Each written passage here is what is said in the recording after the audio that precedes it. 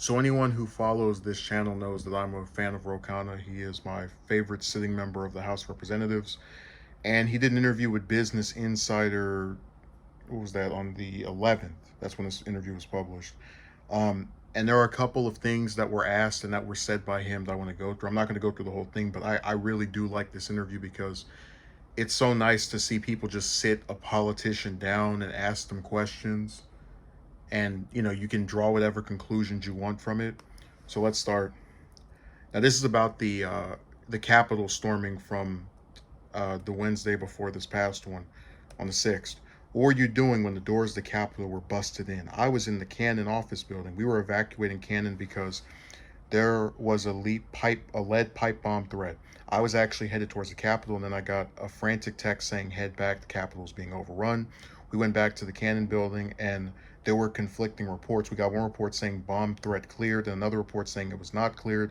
But finally, we just decided that it was probably cleared and better to be in our office. So I went to my Cannon office and locked the door and stayed there. I stayed in my office till about 11 o'clock and then went to the floor for the proceedings and the votes until about 3 in the morning. He described the feeling on the floor of the House that late at night after such an unprecedented day. I think it was one of determination that we were going to stay up until we certified the results, one of anger about what happened, one of shock. As you walk to the floor of the chamber, you see the damage. The elevator I usually take was cordoned off as a crime scene because there was a place where a woman had died. Because that was a place where a woman had died. I was going into a majestic building which had been badly damaged. What do you think about your Republican colleagues who, even after the insurrection, insist on trying to stop the certification? It's bewildering. It's baffling. A total lack of respect for the democratic process. There have been calls to expel Senator Josh Hawley of Missouri. What do you think about that? I think there has to be an ethics investigation. Hawley was actually out there fist bumping with the crowd, and so there could be an actual incitement to violence. And I think there should be an investigation for any sitting member of Congress or senator who actually incited violence, who went and supported a crowd that was engaged in violence.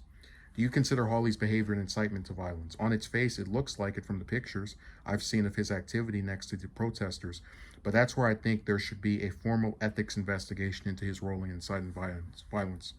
Do you think that the president directly incited violence?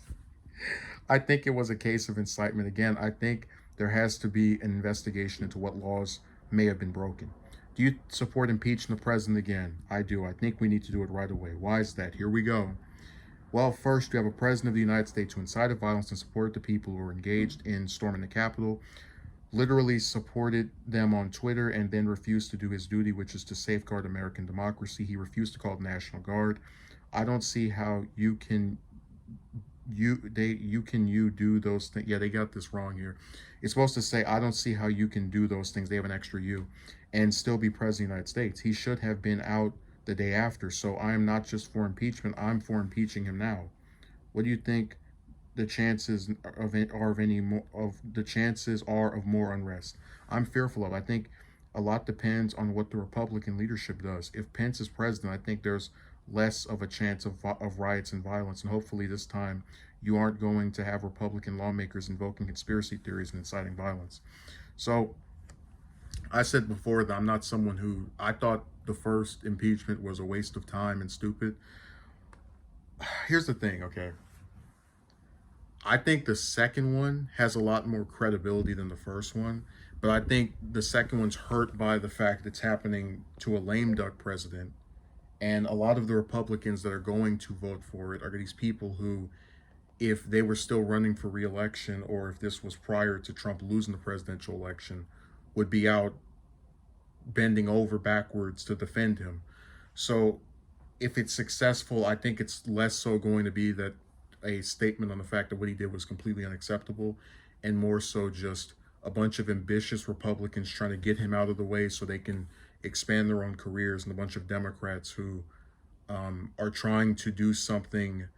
Because, like, if you have followed this stuff, if you've watched this president's tenure, you've seen Democratic politicians, whether it's Roe, whether it's Pelosi, Schumer, Feinstein, Harris, any of these people, go and talk about Trump in a negative manner. Oh my God, he said this. This was racist. This was sexist. Blah blah blah blah blah.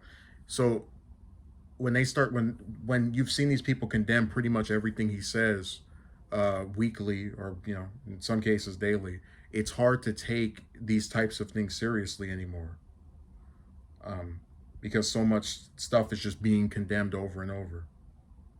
Like when you do something just so recurringly, it doesn't even seem like a big deal. But I don't agree with him on impeaching him, because I think it's just not going to achieve what it's supposed to, and that it's going to distract from other topics. But we just agree to disagree, and I think he is doing it for the right reasons, but that you're going to have a lot of ambitious Republicans who are not, uh, doing it for the same just cause.